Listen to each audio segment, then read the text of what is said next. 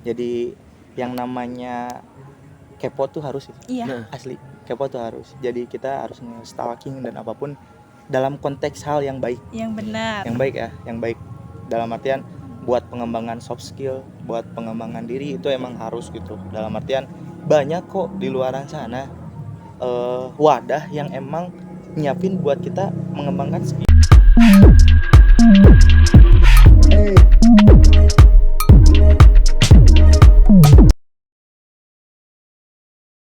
Bismillahirrahmanirrahim. Assalamualaikum warahmatullahi wabarakatuh. Halo teman-teman semuanya, alhamdulillahirrahmanirrahim. Pada kesempatan kali ini kita kembali lagi di acara EduFood BEM FKIP Unsil.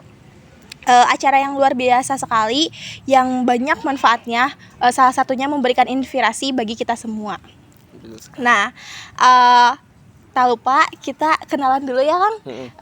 Di sini ada dua host, yaitu saya sendiri, Gini Putriani, dan gak lupa juga ditemani oleh partner saya, Randi Sapaat. Oke. Nah, mungkin langsung aja ya. Pada kesempatan kali ini narasumbernya sangat luar biasa sekali, Sangat menginspiratif dan motivasi untuk kita semua gitu. Mungkin langsung kita panggilkan narasumber yang luar biasa sekali di episode kali ini. Kita Ada panggilkan siapa aja, Kang Dea sama Kang Ramdan. Ya, kita panggilkan. Assalamualaikum. Waalaikumsalam. Boleh, kalau gerah boleh dibuka jaketnya. Oke, sebelumnya nih terima kasih udah hadir di acara EduFood BEM FKIP Unsil. Mungkin sebelumnya perkenalan terlebih dahulu, silahkan. Mungkin dari saya dulu ya. Boleh. Saya Ramdan Prasetyo, saya dari Pendidikan Sejarah Angkatan 2018. Oke, dilanjut punya. Nama saya Dea Septiadi, saya dari Pendidikan Sejarah Angkatan 2018. Sama sih sebenarnya. Sama, oke. Gini nih Kang, Akang ini narasumber yang luar biasa sekali di episode kali ini gitu ya. Mungkin untuk kabar mungkin setelah sekian lama mungkin ya kita enggak kuliah secara offline. Terus pokoknya dengan keadaan pandemik ini kabarnya bagaimana, terus kesibukannya apa, boleh silahkan. Ya mungkin dari saya dulu ya. Ya, silakan. Alhamdulillah kalau kabar sih baik. Ya, Sekarang mungkin kesibukan ya saya kan karena saya juga mengikuti kegiatan kampus mengajar yang diadakan oleh Dikti, bukan Dikti, maksudnya Kemendikbud. Alhamdulillah saya sekarang paling kesibukannya itu dari Senin sampai Jumat mengajar di sekolah dasar gitu kan. Paling ya kesibukannya mengikuti beberapa rapat-rapat organisasi gitu, paling itu doang, sama kuliah. Iya betul. Silahkan Kang Dea. Sebenarnya sama-sama aja sih. Jadi emang dari awal kebetulan kita daftar bareng, terus jadi kegiatan yang sekarang tuh hampir sama gitu. Oke. Nah jadi ya sebenarnya emang alhamdulillah sih baik gitu ya kalau dari keadaan. Terus kebetulan juga setelah pulang dari sana saya pun langsung ngajar di SD, kegiatannya di Kemendikbud sama gitu. Cuman di tepatnya emang di SD Langkap Lancar. Oke. Nah, perihal pemberangkatan nih ke Turki kan ya, akang-akang menjadi salah satu kayak delegasi gitu di Universitas Siliwangi untuk berangkat ke Turki. Nah, apakah itu sebagai beasiswa ataupun hal yang lainnya, dan bagaimana sih perjalanannya gitu dari awal pemberangkatan sampai akhirnya bisa tiba di Turki? Gitu mungkin ya. Ya kita pengen tahu gitu ceritanya. Ceritain aja Kang gitu. Oke, ceritanya mungkin ya. Jadi awalnya kalau saya sendiri tuh iseng aja sih. Jadi ini bukan kegiatan dari intern kampus ya. Jadi saya nyari di luar dan kebetulan emang kegiatan ini udah banyak gitu. Kegiatan-kegiatan yang kayak gini yang bisa ngebawa pemuda sama pemudi di Indonesia, khususnya di Indonesia lah gitu ya, untuk mereka belajar secara luas di luar gitu. Jadi saya iseng awalnya malam-malam searching, terus emang ngelihat temen dulu ada beda sekolah SMA lah ya, dia pernah berangkat ke Turki. Jadi saya ngerasa ini apa sih kegiatan gitu. Jadi stalking dulu sih sebenarnya, stalking dulu ke Penasaran dia. Ya, penasaran kan? Terus ketemu nih ada akun secara officialnya lah dari mereka. Terus saya Nge-share. ngirim ke sini, nge-share. Nih mau diambil nggak? Gas kuy, cek saya ya biasalah. Gas kuy. Ayo kata dia tuh. Emang karena dari awal gitu ya, dari awal setelah semester 2 kalau nggak salah, saya tuh udah punya pemikiran jauh sih sebenarnya mah. Jadi setelah beres S1 saya pengen ambil S2 nih, tapi pengen nyari dulu batu loncatan kemana nih arahnya gitu. Yang pada akhirnya ketemu sama Istanbul Youth Summit. Ya, benar. Jadi kegiatan Istanbul Youth Summit ini emang bentuknya konferensi, cuman emang ada hal yang kita tuh harus ngelakuin apa nih setelah kegiatan ini. Makanya di kegiatan ini tuh mungkin orang menganggap bahwa oh itu kegiatan lomba, ya kan? Karena dapat awarding kan di sana. Cuman Beasiswa gitu ya. awarding di sana tuh bentuknya penghargaan buat kriteria-kriteria grup yang emang punya ide yang bagus. Mungkin ini terlalu jauh ya ngebahasnya. Iya, Jadi karena kita nanti aja lah diperkecil lagi. Jadi kegiatan di Istanbul ini emang bentuknya konferensi lah kayak gitu. Bukan beasiswa kita buat apa ya? Buat kuliah di sana, bukan. Tapi kita hanya diberikan kesempatan di sana tuh buat menyampaikan ide dan gagasan yang berguna bagi Indonesia. Itu doang. Ih, mantap. Berarti bukan itu dari kampus sendiri gitu ya. Bukan.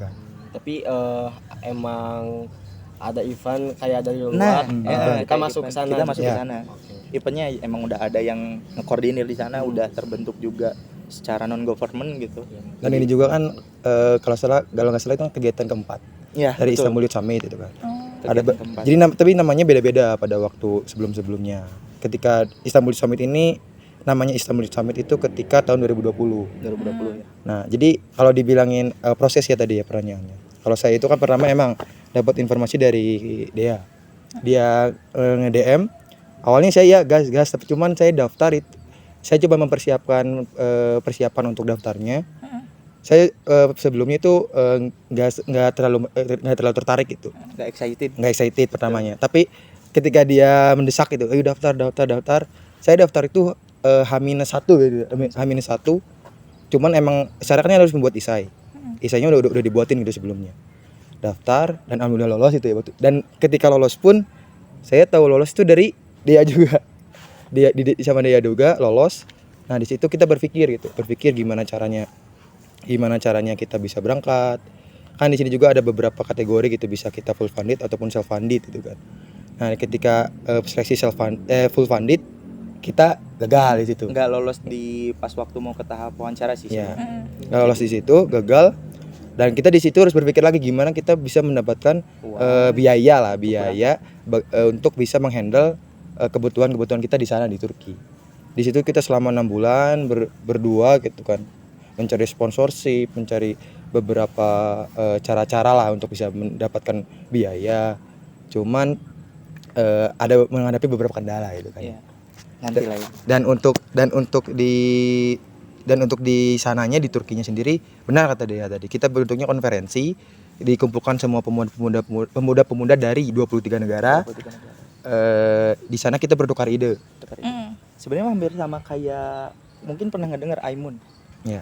International Model United Nation. yang itu kan bentuknya konferensi. Cuman di sana nggak terlalu mementingkan output setelah kegiatan.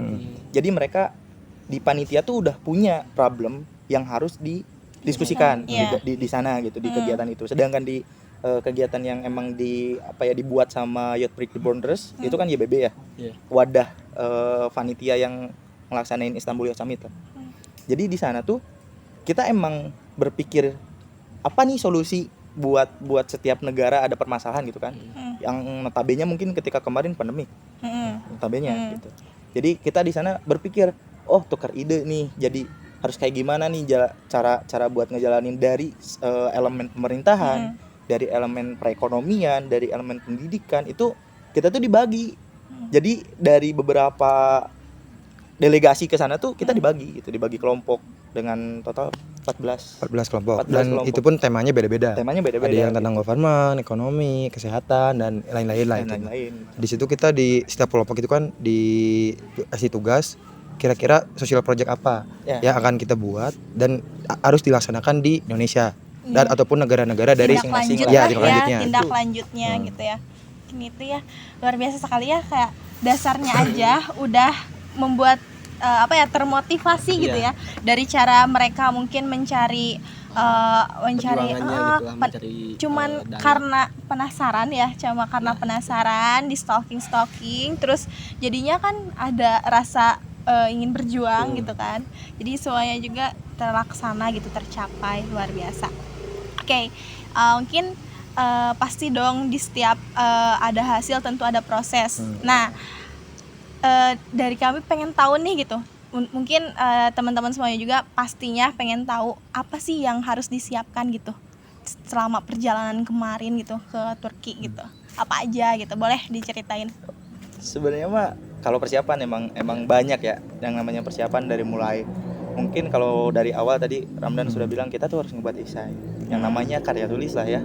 Meskipun nih esai kan kecil, jadi nggak terlalu banyak lah kita harus nyiapinnya, cuman minimal 250 kata gitu kan, sesuai dengan tema yang emang urgensinya pas gitu, jadi ketepat sasaran gitu, apa nih tema di sini.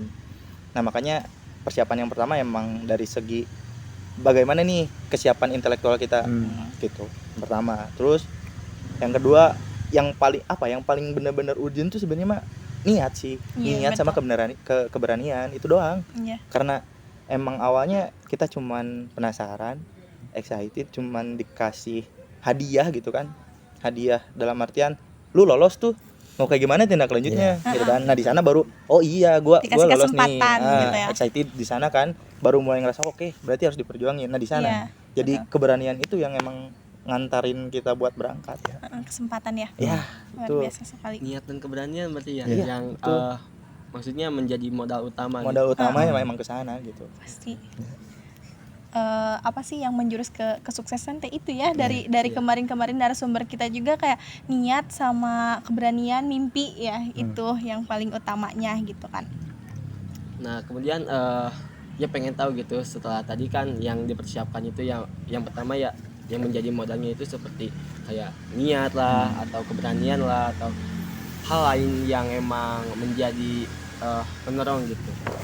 Nah, cuman di sini kan pasti ada nih motivasi yang menjadi motivasi gitu ketika stalking mengenai Istanbul Yacht Summit itu ya, yang menjadi motivasinya tuh kenapa sih saya tertarik untuk masuk ke sana gitu. Apa sih yang Pasti menjadi adalah. motivasi ya akang-akang gitu di sini? Ya kalau dari saya mah mungkin emang benar sih.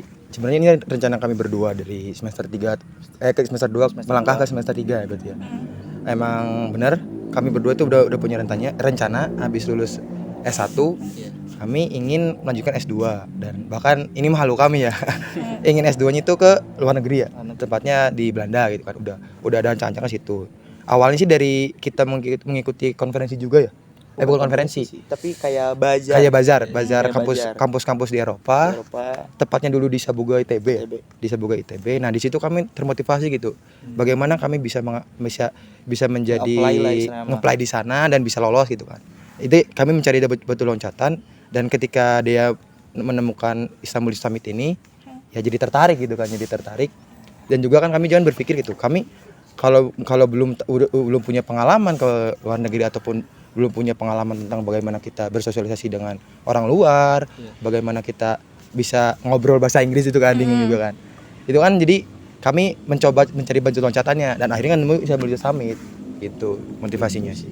Jadi emang udah punya mimpi dari dulu gitu. Dari mimpinya emang udah kebilangnya halunya overtinggi lah gitu ya. Over banget bahkan.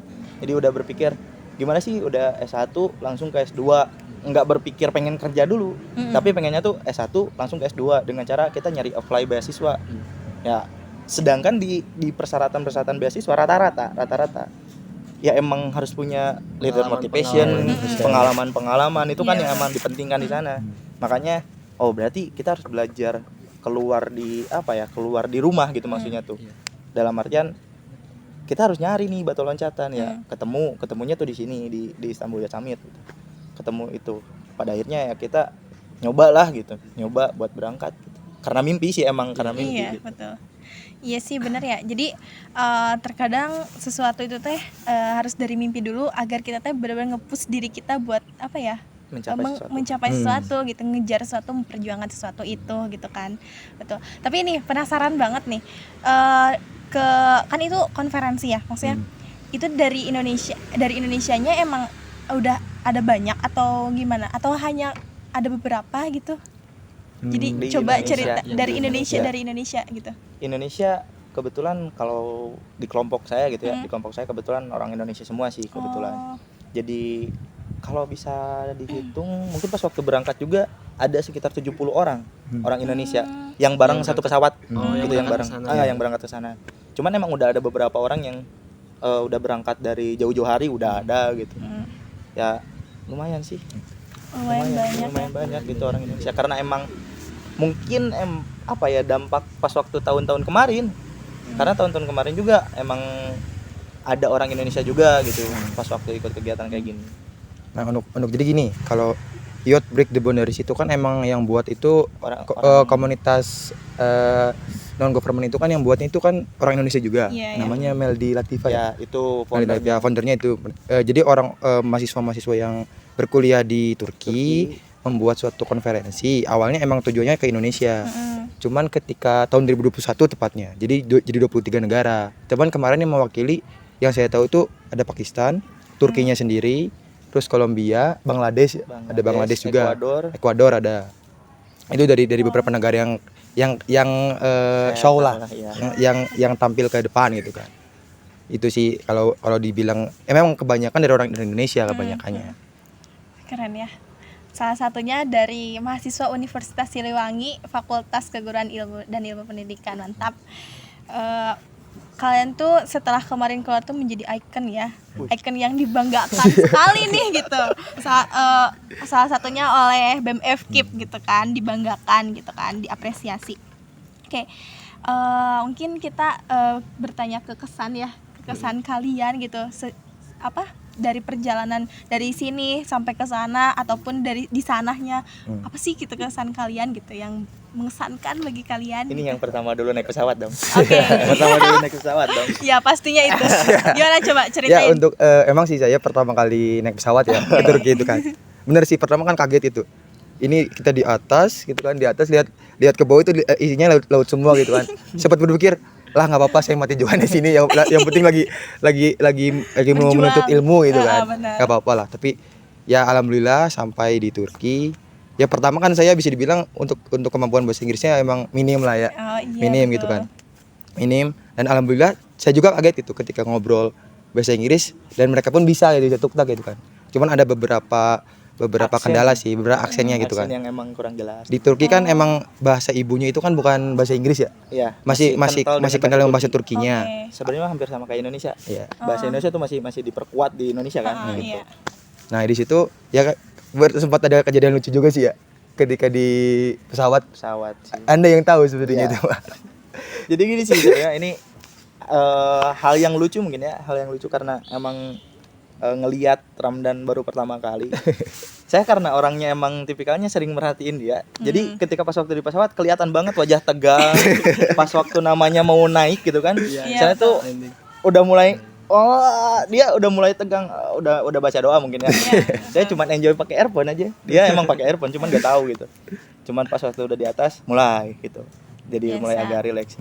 Yang lebih lucu tuh ketika pas waktu pramugari kan nganterin makanan. Jadi kita tuh dapat makanan kan. Dapat makanan pas waktu di pesawat pertama ya. Pertama dapat makanan pertama. Karena emang masih bingung mungkin dia ya dengan menunya kayak apa aja sih, padahal udah dikasih menunya. Terus dia tuh kalau nggak salah saya dengar tuh dia bilang saya fish ya, fish. mintanya ikan, maksudnya ke sana. Tapi pas waktu dibuka makanannya dikasihnya beef. Jadi kan iya, dia bilang ini yang salah tuh saya atau dia. Jadi emang karena aksen mungkin ya, aksen yang emang kurang jelas, kita pun masih belajar. Jadi emang jadi hal lucu gitu di pesawat gitu. Dan banyak juga sih hal yang lucu ketika sudah turun di pesawat gitu. Kita pun menganggap pas waktu di sini kan kita searching juga Turki sekarang nih lagi musim apa. Kan emang udah peralihan kan dari musim dingin. Kita berpikir ya udahlah nggak terlalu bawa apa sih mantel, jangan gitu. Kita pun bawa jaket yang tipis lah kebilangnya. Biasalah gitu ya. Biasa buat summer time lah di sana gitu ya. Pas waktu udah turun di bandara, kita kan bakal dijemput sama panitia tuh jam 9. Sedangkan kita nyampe di bandara Turki tuh jam 6, jam 5 subuh gitu. Kita nunggu dulu sampai jam 9. Kita iseng bareng sama anak-anak yang lain, sama delegasi yang lain. Dia kebetulan ketemu sama kelompoknya. Terus jadi ayo bareng katanya. Bareng pas waktu keluar di bandara kan beda ya. Udah beda suasana gitu. Pas waktu keluar kerasa dingin. Karena pas waktu ngelihat di HP di perkiraan cuaca udah bukan negatif sih, masih normal sebenarnya, masih 7 derajat. Cuman karena mungkin kita shock gitu ya, kultur shock gitu di sana. Jadi Dari Tasik. dari Tasik, yang Tasik notabene Panas. dingin nggak terlalu dingin, panas nggak terlalu panas karena jadi pas waktu ke sana wah gila. Kita nggak bawa sarung tangan, jaket di seadanya. koper seadanya. Ya udahlah, kita pasrah aja, nggak apa-apa kata saya. Sampai kebetulan kan di luar bandara ada kedai kopi tuh, kayak coffee shop gitulah kecil. Terus di sana tuh emang ada apa sih penghangat. Jadi kita tuh gini aja di sana sambil nunggu jemputan. Lumayan lama juga Lumayan ya. agak lama. Datang pukul 5 atau 6-an, Iya. dijemput pukul 9-an datang gitu baru. Dan emang itu bukan kita aja yang ngerasain, karena emang yang lain pun menganggap bahwa di Turki itu udah peralihan. Cuman pas waktu nanya-nanya sama ada jadi LO-nya lah ya, LO dari sana, dia bilang emang peralihan, cuman karena kan Istanbul Airport tuh di tengah-tengah, jadi di kiri sama kanannya tuh emang udah kayak angin laut gitu, langsung ke tengah gitu, makanya dingin. Iya. Jadi ngerti di sana gitu. Banyak juga sih. Bahkan pas waktu nuker uang itu sih yang paling lucu. Saya nuker uang sama temannya ini nih, teman kelompok ini namanya Saras. Kebetulan dia ke toilet ya? Enggak. Dia nyari koper. Saya bilang, saya mau nuker dulu uang. Oke, nyari karena lupa nggak nuker uang di Indonesia, asli lupa. Padahal kurs masih murah ya, di Indonesia masih murah. Pas waktu di sana ada money changer, saya nyamperin tuh, ngobrol dengan bahasa Inggris yang emang seadanya. Terus beliau yang di dalam pun bahasa Inggrisnya seadanya. Sama-sama seadanya. Sama-sama seadanya. Yang pada akhirnya saya jadi keceplosan. Dia nanya, kalau di Indonesia ya, nanya tuh ini berapa, saya jawab pakai bahasa Inggris, ini 1 juta, saya bilang 1 million ya, cek saya teh.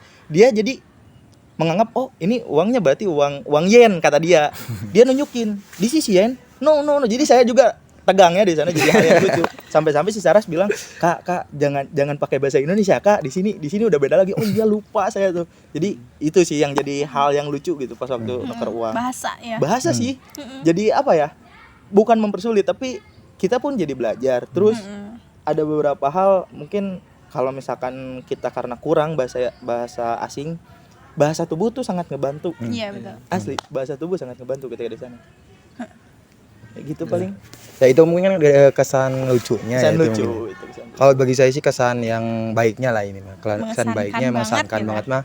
Pertama, kita bisa bertemu dengan pemuda-pemuda dari seluruh dunia lah ya, bilang seperti luar itu. Luar biasa ya sama.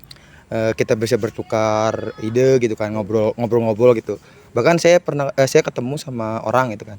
Orang ternyata dia juga bisa bilang masih satu circle gitu sama teman saya. Jadi bisa berpikir ya dunia itu emang ada yang bisa luas ataupun sempit gitu kan.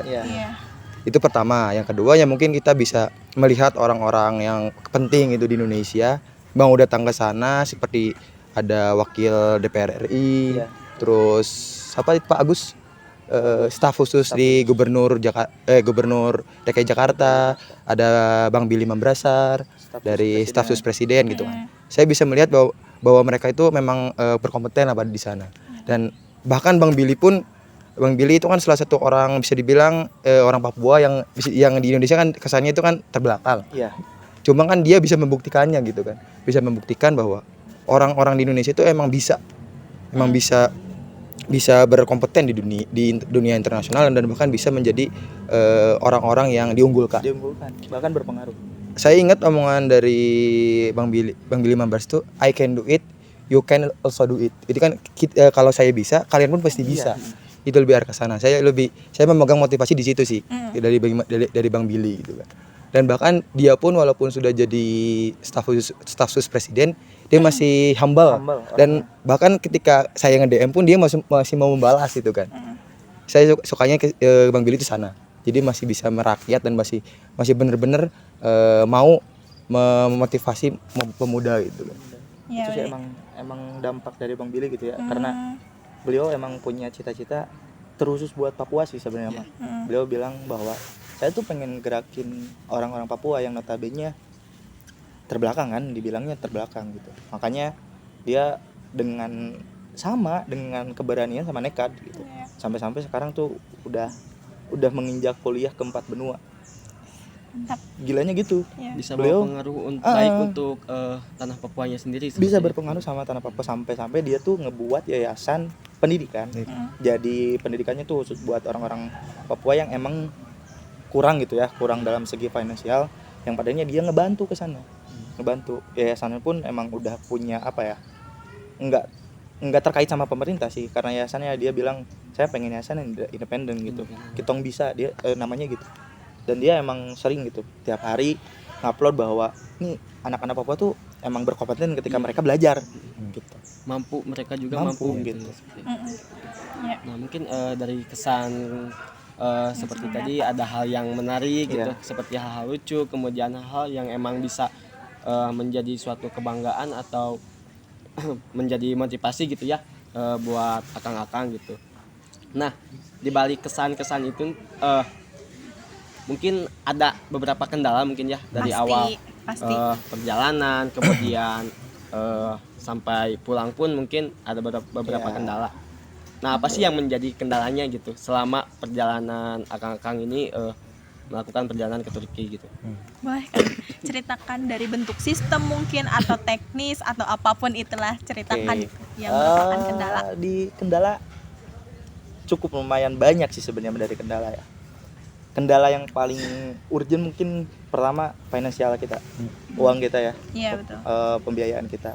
Karena yang awalnya saya anggap tuh kita mungkin bakal lolos nih di tahap mau ke wawancara gitu, ke pembiayaan full sama mereka. Jadi padanya kita cuma tinggal berangkat gitu kan. Tapi ya mungkin karena itu bukan jalannya, ya kita jadi harus berpikir beberapa kali. Terus kendala yang paling besar tuh ketika kita nyari proposal, itu sih yang paling utama. Kita double tolak asli. Kita ditolak mentah-mentah lah. Sama beberapa instansi di luar gitu. 2 kali saya berangkat. Jadi sebelum akhir tahun 2020 ya. Akhir tahun. Jadi kita tuh diumumkan lolos tuh September. Nah, habis September kita langsung coba berkonsultasi ke sekretaris jurusan, dan dari jurusan langsung katanya langsung memfollow up langsung ke fakultas dan ke universitas. Nah, setelah itu kami nunggu nggak ada jawaban. Nah, kami di sini langsung berinisiatif sendiri gitu, mencari sponsorship ke luar kampus. Kami memasukkan proposal ke beberapa perusahaan dan instansi, dan hasilnya pun nihil. Pertama nihil. Di situ kami agak cepat ada di posisi bawah lah, bingung mau gimana, down gimana. Coba, jadi kan kita menanyakan lagi kepada jurusan, ini gimana Pak kelanjutannya gitu di universitas maupun di fakultas.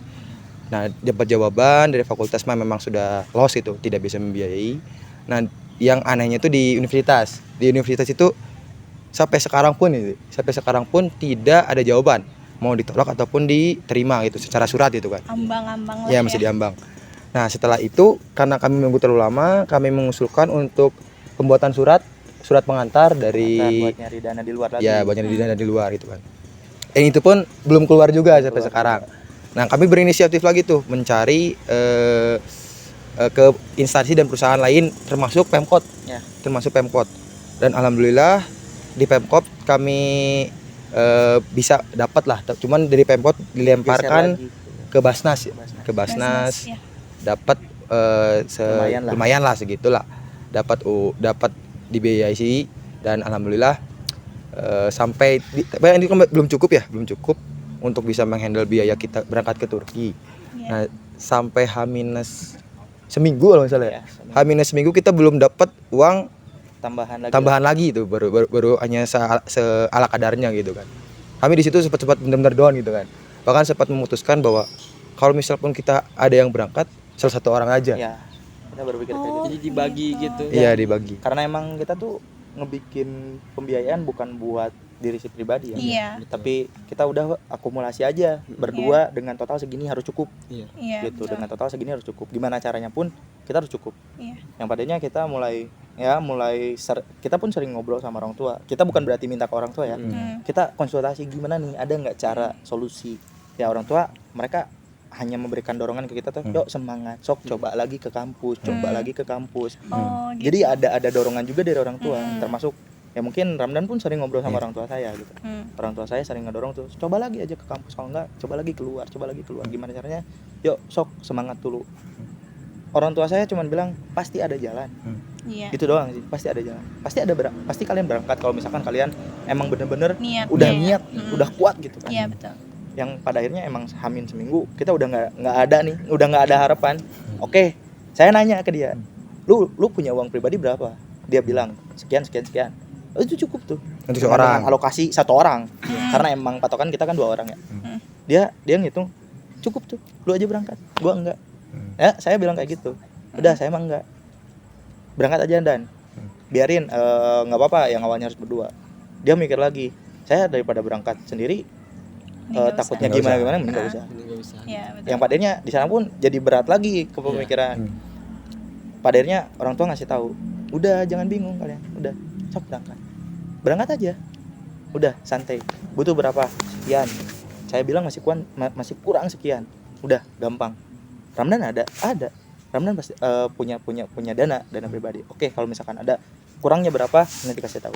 Yang padanya kita diakumulasi dengan kekurangan, yang padanya kita emang didorong sama orang tua sendiri ya, sok berangkat ya. Di sana kita mulai awalnya kita down, udah lemas banget, mulai berpikir oh iya di belakang kita udah ada yang ngedorong nih, Iya, betul. masa kita mau lemas. Iya. Dan ini sih ini cerita yang kita down banget sih. Heeh. Pas itu tuh benar-benar kita down gitu. Dari universitas ya benar-benar nggak ada Nggak ada respon. respon. Bahkan surat pun nggak keluar kan. Surat apa tuh? Surat pengantar. pengantar Kita buat kan proposal. meminta Dari dari universitas. universitas tidak keluar. Tidak. Sampai 3 bulan ya. Iya. Bahkan sampai sekarang. Sampai sekarang Sampai lah. Itu sekarang. kendalanya. Belum. Mungkin boleh kali ya Saya mengkorek-korek. nggak terlalu nggak terlalu tahu ya kalau Iya. misalkan dari lembaganya kayak gimana secara birokrasi. Karena emang ketika ditanyakan ini lagi di sini, ditanyakan lagi ini lagi di sini, ditanyakan lagi ini udah di sini, Nggak ada tapi nggak kejelasan keluar, gitu. emang nggak ada kejelasan. Cuman sempet saya bener-bener udah kepalang nafsu mungkin ya. Udah kepalang Emosi nafsu, lah ya. udah emosi lah. Saya pengen audiensi nih, Hmm. saya pengen audiensi karena saya udah ngelakuin audiensi itu 2 kali. Hmm. 2 kali. Saya pengen audiensi lagi nih. Hmm. Dan kebetulan dari pihak BKPK ya? BUK. BUK. Jadi ini kan yang Ah, mau sok. saya. Jadi Ayo, di BUK itu kan saya menghadapi pegawai BUK gitu kan. Saya menanyakan gitu kan. Pak, ini proposal untuk permohonan sponsor dari kami mahasiswa, saya sama dia itu bagaimana? Di BUK pun dilempar-lempar gitu. Dari staf di bidang ini dari stafnya dilempar ke ketuanya gitu kan. Dilempar ke ketuanya. Ketika saya berhadapan dengan ketuanya pun saya menanyakan gitu, Pak, ini bagaimana? Ini udah hampir 6 bulan gitu kan. Udah hampir 6 bulan, setengah tahun gitu kan. Saya menanyakan, dia menjawabnya ini sebenarnya sudah diproses. Sampai ke rektorat pun sudah. Ke Pak Rektor pun udah gitu kan. Dan Pak Rektor pun ya menyetujui untuk ini, untuk suratnya gitu kan. Untuk suratnya disetujui. Cuman untuk dana mungkin memang belum bisa. Cuma kan surat pun ini sangat berperan gitu kan ketika kita meminta suatu permohonan sponsorship Dana. kepada instansi itu kan. Kalau ada surat pengantar dari kampus kan itu menandakan bahwa kampus juga mengizinkan Iya, gitu kan. penguat lah ya. Penguat juga. Nah, di situ beliau bilang gitu kan, ya udah mungkin ini kita bicarakan dengan Warek 2 saja, nanti saya temenin. Ya, betul. Beberapa hari setelahnya kita ke Warek 2 dan ya berbincang sedikit tentang masalah ini. Dan Warek 2 pun sebenarnya responnya positif Positif. dari Warek 2. Rektor siap untuk memfollow up ke Kemendikbud siap memfollow up untuk membantu kami berangkat gitu kan. Cuman memang perizinan. Nah, di perizinan ini emang ada sesuatu hal yang aneh menurut saya. Janggal sih. Janggal. Dari pihak rektor sudah mengizinkan itu keterangan langsung dari Pak Ade Hilman. Katanya boleh silahkan, tidak apa-apa. Walaupun memang di dalam isi suratnya kan ada tulisan bahwa Universitas Siliwangi tidak bisa membiayai. Ya itu kan emang nyatanya seperti itu kan ya. Tidak bisa membiayai. Nah, di situ kata rektor itu tidak boleh, dan katanya itu tidak bisa turun gara-gara di Pak Warek 3, Pak Budi gitu kan. Itu artinya di sendat di situ. Kita tidak sempat untuk ke Pak Budi lagi ya. Karena memang sudah mepet waktunya baru itu. Sudah mepet dan kita pun udah apa ya? bukan muak gitu ya. Tapi kita udah dua kali audiensi dari awal setelah kita dinyatakan lolos dan mempertanyakan di akhir tahun, bahkan beliau cuma bilang ini kegiatan nggak bisa dibiayai karena kita udah tutup buku. Oke, tutup buku. Penjelasannya tutup buku ya, konteks yang pertama. Dan ketika mempertanyakan audiensi yang kedua, bulan Januari awal tahun, saya pengen tahu gimana nih responnya, karena emang belum berangkat kan, waktunya masih panjang gitu ya. Saya audiensi lagi dan beliau bahkan jadi ngejudge ini kegiatan ilegal, ini bukan dari Kemendikbud, ini bukan dari Dikti. Kita jadi bingung ya. Maksudnya bingung tuh, emang Dikti ngadain nggak kegiatan yang kayak gini? Sebelumnya ada kampus merdeka berarti kan? Sebelum adanya kampus merdeka ya. Terus dari Kemendikbud emang ada. Saya selama kuliah dari semester pertama, saya belum pernah ngedenger nih dari pihak pemerintahan mengadakan kegiatan buat bukan pertukaran sih, konferensi di luar negeri buat belajar gitu ya. Kalau pertukaran mahasiswa internasional, oke, saya sering ngedenger dari pendidikan bahasa Inggris, saya sering ngedenger ya kan. Karena mereka mungkin udah punya MOU gitu kan dengan pihak-pihak luar. Nah, ini yang jadi apa ya? Yang jadi aneh gitu. Kok disebut ilegal? Oke, saya nggak terlalu banyak ngobrol. Terus saya tanya, ini ada nggak dari segi alokasi anggaran dari universitas sendiri terkait perjalanan luar negeri? Karena saya ketika nyari dana keluar di di Dinas Pariwisata Pemuda dan Olahraga disebut Parpora. Di sana ketua kepemudaan ngebuka sampai ngobrol kayak gini. Kalian emang nggak dibiayain sama Unsil? Maksudnya kawan-kawan juga kan membawa nama baik, nama baik ya. Gitu. Saya pun jadi bingung ya. Loh kok jadi nanya kayak gini? Bukannya saya nutupin gitu kan di sana. Tapi saya bilang kita lagi nyari dana tambahan, Pak. Takutnya kan kurang gitu kan. Betul. Lebih diperhalus saya tuh di sana. Dia sampai bilang, "Gila, Cen.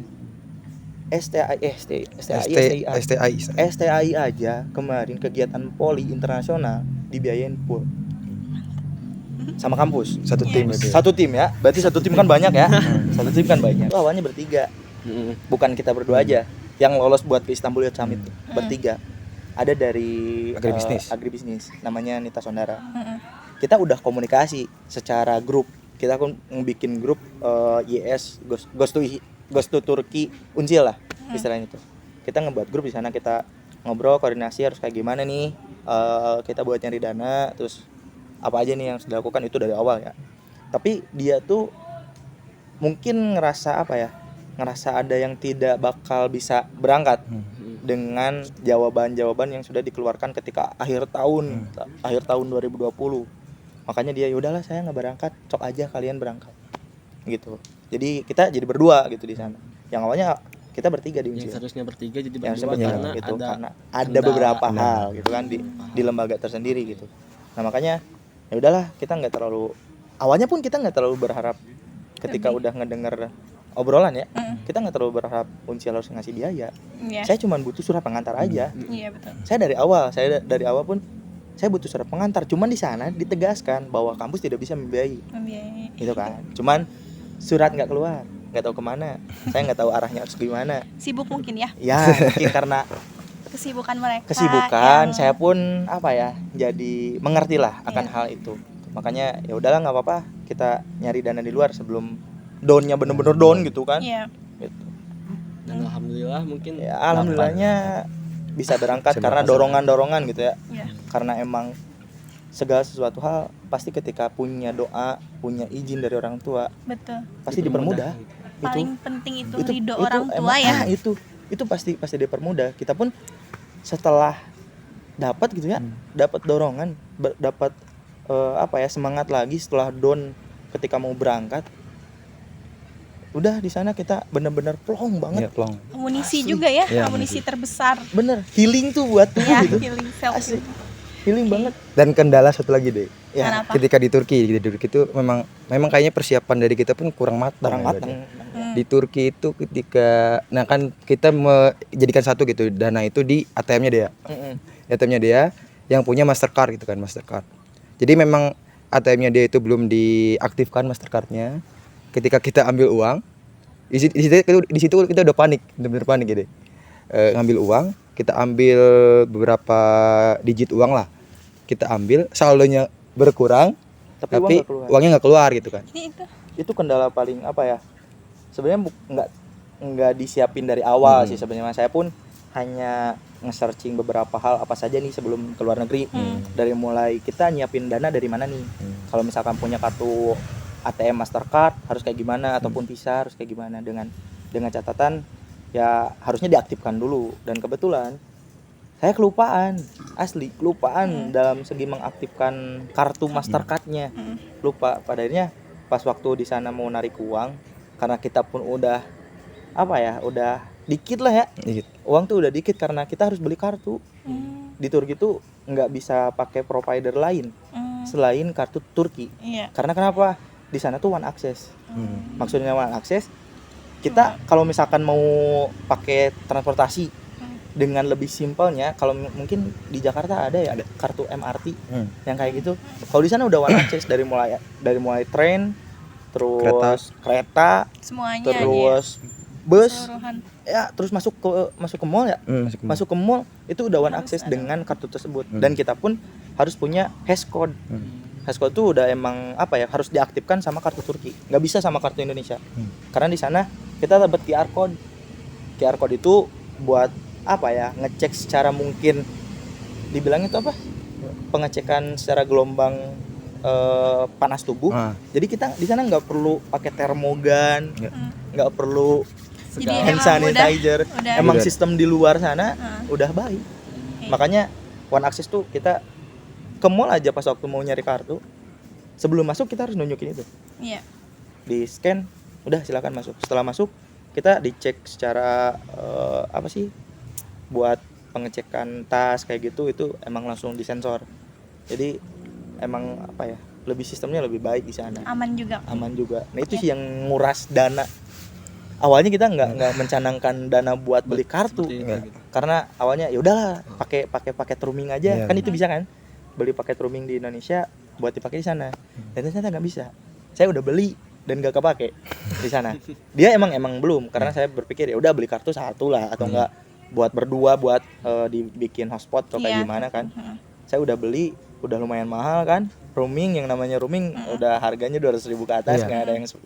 Nggak ada yang 50.000 lah. Dengan alokasi waktunya pun kan kuota roaming tuh cuma 7 hari, kalau nggak 1 bulan gitu kan, lebih dikit gitu. Makanya wah ini udah beli nggak kepake lagi gitu di sana. Yang padanya emang nguras dana banget Iya. ketika beli kartu. Kendala paling kuat ya. Kendala itu ya. Kendala itu. Ekonomi. Oke. Mungkin banyak ya yang perlu kita tanyakan gitu, karena secara mereka pengalamannya yang didapat itu banyak banget ya. Biasa sekali. Luar biasa sekali. Mereka dari dari perjalanan sampai balik lagi ke sini gitu, banyak banget. Ini nih satu pertanyaan lagi mungkin ya, yang berarti untuk mahasiswa FKIP khususnya. Coba kasih tips and trick gitu untuk mahasiswa FKIP khususnya gitu, umumnya buat semua mahasiswa di Indonesia gitu. Gimana sih caranya agar bisa kayak seperti kalian gitu, dari yang awalnya penasaran sampai kayak berhasil sampai sekarang gitu. Coba kasih tips and tricksnya gitu. Tip khusus gitu. Iya, dari Saya kalian dulu. pribadi. Saya dulu mungkin ini bukan tips and trick sih, tapi motivasi. bukan motivasi Maksudnya. juga, Oke, cuman bukan. ngasih apa ya, ngasih peluang sih buat teman-teman juga Oh, gitu ya, iya, buat iya, teman-teman betul. juga. Jadi yang namanya kepo tuh harus sih, Iya. Nah, asli kepo tuh harus. Jadi kita harus nge-stalking dan apapun dalam konteks hal yang baik, Yang benar. yang baik ya, yang baik dalam artian buat pengembangan soft skill, buat pengembangan diri itu emang harus gitu. Dalam artian banyak kok di luaran sana wadah yang emang nyiapin buat kita mengembangkan skill, buat menunjang kita buat gitu. menunjang kita, dan itu apa ya, jadi harapan buat nantinya kedepannya gitu kan. Teman-teman juga mungkin ketika nanti mau kerja pasti yang ditanyakan tuh pengalamannya kayak gimana kan. Iya. Iya, betul. bukan menutup kemungkinan IPK tidak dilihat, tetap IPK juga dilihat, apalagi kalau misalkan cum laude itu pasti dilihat, tapi Jelas. ada kan yang menjadi poin plus di dalamnya, terutama lagi ya pengalaman juga kan banyak gitu, dari mulai segala sesuatu yang emang bisa ngasih kita kekuatan buat misalkan oh ini nih pengalaman kita yang mungkin tadi kendala dari kita, kendala yang kita rasakan itu jadi pengalaman juga sih sebenarnya mah. Kita pun jadi mulai menyadari oh itu bisa ngasih kita tuh kekuatan secara emosional, Pembelajaran secara juga tidak buat langsung. kita gitu. Kita pun masih dapat hal itu. Iya, betul. Oke, kita rungsing lah istilahnya, rudet istilahnya, tapi kita pun jadi tahu oh berarti tetap emosi pun harus dijaga. Iya. Meskipun seberat apapun misalkan kita punya pemikiran yang emang capek, tapi kan tetap kita pun harus punya suatu hal yang emang bisa ngedorong lagi buat bangkit kan. Apalagi yang paling utama orang tua gitu kan. Terus ini secara pribadi ya, saya punya prinsip bahwa belajar untuk hidup dan hidup untuk belajar. Itu dari SMP saya udah punya prinsip itu. Moto hidup. Itu asli, itu udah menjadi apa ya, jadi pelekat buat saya belajar, karena saya tipikal orangnya apa ya, saya pengen belajar sesuatu hal yang baru gitu. Saya pengen banget belajar sesuatu hal baru, apalagi ketika pas waktu didorong saya datang ke Sabuga ITB dan melihat bazar kampus luar negeri di Eropa. Di sana mulai tertarik, oh iya ini bukan karena gengsi ya, Iya. tapi saya mulai saya pengen ningkatin derajat orang tua Iya. dengan cara hal mungkin saya nggak bisa jadi PNS, mungkin nanti kan saya takutnya nggak bisa jadi PNS, berarti kan saya harus ada nih hal yang emang bisa ngedorong orang tua saya jadi derajatnya lebih tinggi. Dengan begitu ya harus dicapai gitu, mau gimana pun caranya harus dicapai. Makanya ya teman-teman FKIP gitu ya, jangan sampai malas tuh dalam artian oke, scroll IG dengan cuman scroll nggak apa-apa gitu, tapi carilah lebih yang apa ya, yang lebih penting gitu, dalam artian banyak kok gitu kan yang tadi gitu, dengan Yang bisa menjadi peluang wadah buat kita gitu. peluang buat kita. Toh Unsil tuh jangan mau dipandang sebelah mata. Iya. Udah makan iya Unsil baru negeri, baru umur berapa sih? 5. Ya segituan Ya, kan, ya. masih kanak-kanak mungkin ya kalau Iya. misalkan dalam hitungan umur manusia gitu ya. Tapi jangan mau kalah dong sama yang luar gitu. Dalam artian kita pun harus bisa ngebanggain Unsil secara akademik, oke gitu. Dan non akademik pun kan pasti Unsil harus lebih ini. Harus lebih luar biasa. Itu sih cukup Iya, dari betul. saya. Tapi kalau dari saya sih cuman sedikit sih. Jangan pernah takut lah, dan juga jangan insecure gitu. Walaupun kita ada di kampus yang bisa dibilang masih balita, belum bisa disejajarkan dengan UI mungkin, Undip, UGM dan lainnya. Saya yakin bahwa kita ini kan untuk masuk Unsil aja sekarang sudah melewati jalur-jalur seperti SBMPTN, SNMPTN, UM, dan ada SMMPTN yang khusus di Jawa Barat. Itu kan bisa dibilang bahwa kita pun orang-orang yang diseleksi gitu kan. Otomatis kita juga orang-orang yang terpilih kan. Otomatis kita punya kemampuan yang bisa dikembangkan. Dan jangan pernah takut itu. Dan nyatanya kami berdua pun ketika dikumpulkan dengan orang-orang yang ada yang kemarin kuliah di Al-Azhar, betul. ada yang kuliah di Mesir, di mana gitu kan, bisa kita membaur dan bahkan sepadan gitu kan. Bahkan kita juga bisa memberikan ide kita dan ide kita didengar gitu sama mereka. Jadi jangan takut gitu, kalau misalkan kalau mungkin ada menemukan kendala, itu setiap kendala pun pasti ada solusinya itu. Jadi jangan pernah takut, terus berkembang, dan saya yakin lah pada mahasiswa-mahasiswa FK pun pasti bisa gitu kan. Dengan contoh ada beberapa di FK pencontohnya PKM aja sudah paling sering upload di Belmawa, dan bahkan tahun ini pun kebanyakan dari FK. Ketika misalkan mau memperjuangkan suatu hal, kalian harus punya partner. Ya. Asli harus punya partner. Maksudnya partner tuh gini, meskipun saya sama dia sering berantem, swear saya sering berantem. Maksudnya berantem tuh berbeda pendapat ya. Tapi itu baik. Itu baiknya tuh buat kita lagi gitu. lebih mengembangkan lagi. Oh iya, emang nggak salah yang dibilang sama dia. Tapi kita pun harus bisa menyadari, oh berarti harus diperbaiki nih tambahan sama ini. Kadang-kadang saya berantem sama dia. Pas waktu di sana pun sering banget, tapi itu jadi dorongan. Ketika kita udah mulai down, ada yang ngedorong gitu. Itu teman partner gitu. Dan kita pun harus punya circle yang emang ngedukung. Itu yang lebih utama. Circle yang lebih ngedukung tuh ketika kita berdua emang partner udah down dua-duanya, ketika mau memperjuangkan sesuatu hal, ketika circle-nya ngedukung, kita pun bangkit lagi. Support system, bener. Support system emang diperlukan. Makanya harus carinya tuh itu dulu. Oh, nyari apa ya? Satu puzzle yang emang urgent. Puzzle itu emang harus benar-benar ada gitu. Oke, mantap. Paling itu saja sih. Mantap ya. Luar biasa Banyak banget. sekali yang bisa diambil gitu, yang menjadi pembelajaran juga buat kita gitu, khususnya buat kawan-kawan FKIP ataupun mahasiswa Unsil yang lainnya gitu. Ya dengan cara kita mempunyai atau memiliki mimpi-mimpi yang emang sebelumnya orang nggak mampu, kita nggak mampu gitu. Tapi dengan mimpi-mimpi itu ya setidaknya membuka jalan untuk kita bisa meraih mimpi itu gitu, seperti itu. Niat, terus Niat, mimpi, mimpi, ya, ridho orang tua, keberanian, kemauan, penasaran. Itu Ya, sih, itu penasaran. sama satu hal lagi tadi kepo katanya. Penasaran kepo. Oh iya sama juga ya, masih sama ya. Oke, mungkin makasih banyak ya buat kalian yang sudah menyempatkan hadir di acara EduFods ini gitu ya. Luar biasa sekali episode kali ini.